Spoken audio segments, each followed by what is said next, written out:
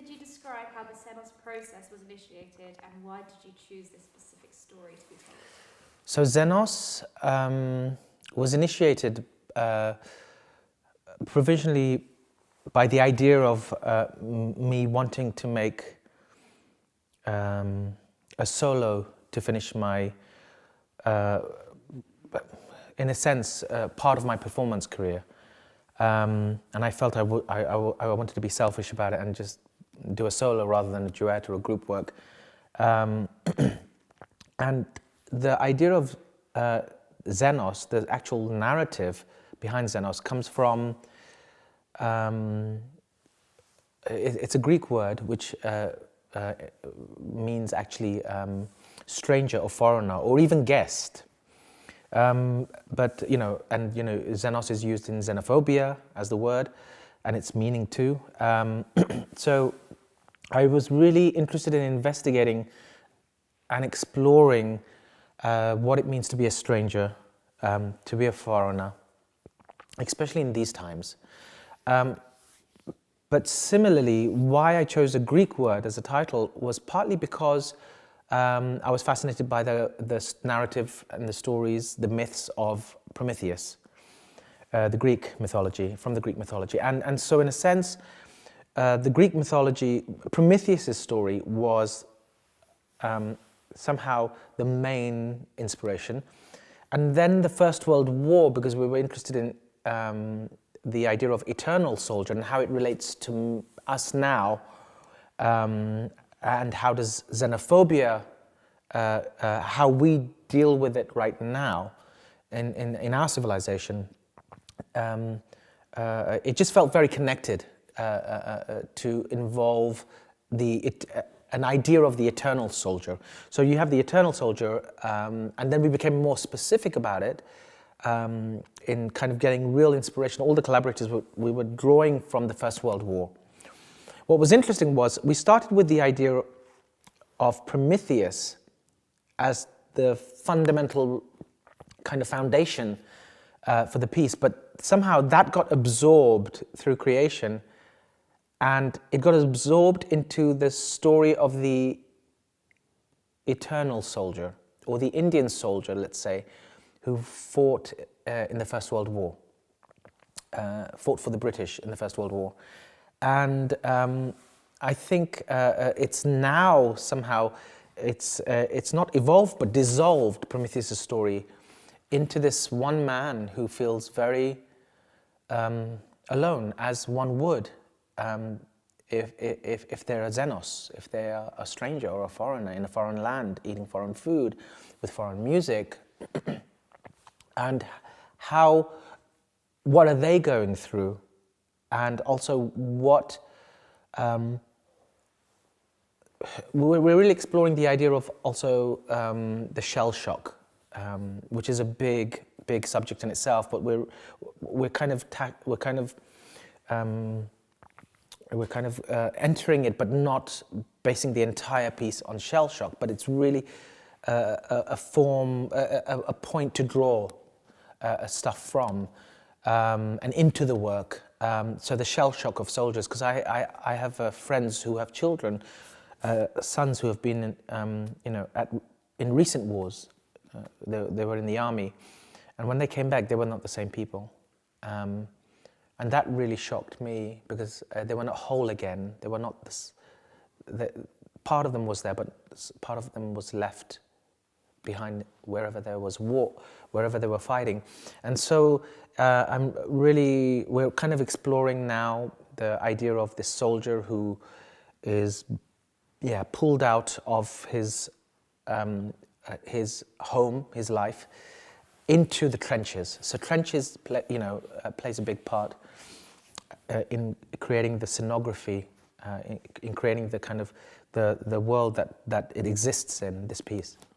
I think you've answered the next one. What are the sources of inspiration? Yeah, that's fine. How did you choose to team up with these specific collaborators, including close and long-standing relationships, but also new encounters? So what's really interesting when we make work after work after work is I like to have a kind of a denominator. So certain collaborators I want to work over a long period of time because I feel I'm continuing to grow with them. But at the same time, we also need kind of a new bacteria or a new catalyst in a sense. And so to work with new people then changes the dynamics of the existing group with me. And that's really exciting. So if it's always the same team, exactly for the same kind of collaborators, all of them, just onto the next project, without any change of new people, I'm always nervous that there's a danger of somehow transgressing or going backwards, if you like, towards things that we have done. And to move forward, somehow we need a catalyst, and that's really wonderful to have new collaborators with new voices. And so, especially in this project, we have Mirella Weingarten, who is a scenographer, wonderful scenographer. So that's been, and Jordan Tannehill, who's the writer for this show. It's been extraordinary to work with Jordan, and both Mirella and Jordan, and it's really given us a new way of looking at the process that we work with. How would you describe the relationship you've developed with Ruth and the artistic journey you've shared together over the past years? I feel Ruth is kind of like my working soulmate, if you like. There's an immense amount of trust that I have with her, and if that's broken, then it's always it will be damaged forever somehow. I'm not a person who trusts very easily, but with her it's been this extraordinary journey for me to learn from her, and at the same time know that she's learning from me. It's really an exchange, a dialogue, rather than a mentor. Either me being a mentor or she being a mentor. It's not like that. It's really equal in that way. It's extraordinary. It's a rare relationship. So it's a sacred relationship. So I really hope that to continue for as long as possible. Could you share your experience on stage and how you've been working on the different creative phases on your own and with your collaborators? For XENOS. It was interesting. It's an interesting process because, particularly this one, because we've generated some material in my studio, and then we came down to close to Winchester, and we we're at the Grange, and we have the set, we have the lights for a month, which is extraordinary. But at the same time, we haven't got enough physical material. But somehow, I had planned that, so because I knew we would only have 4 weeks with this the set and the lights and the sound equipment. So it was better to kind of do everything that's needed to create a structure that involves the set, lights, and sound, and then create the physical movement material a month after, because a month after we don't have, after this period now, while we're on set. In next month we don't have it. We don't have the luxury of having a set. And so we're back in a studio, so somehow going back to the studio I feel we would be better prepared because we're informed by the experience that we have on stage. And then, of course, after a month of that, then we're in Athens to prepare for the premiere. So in a sense, it forced us to get a structure a month and a half before the premiere, which is quite rare for me. So, but it was good to do it in this way. I don't think I'd like to do this every time in this way, but for us, it was a real. For me, it was a real learning process. How did you prepare yourself for this milestone in your career as your last full-length solo? Okay, I don't think you can prepare yourself. I mean, I don't know how to prepare myself for my last full-length solo work. I think it's like perhaps captains or coaches of football companies or football teams or rugby teams. I remember one coach saying in an interview, he said, we don't prepare to fail, we prepare to win. That's all we're doing, we're only preparing to win.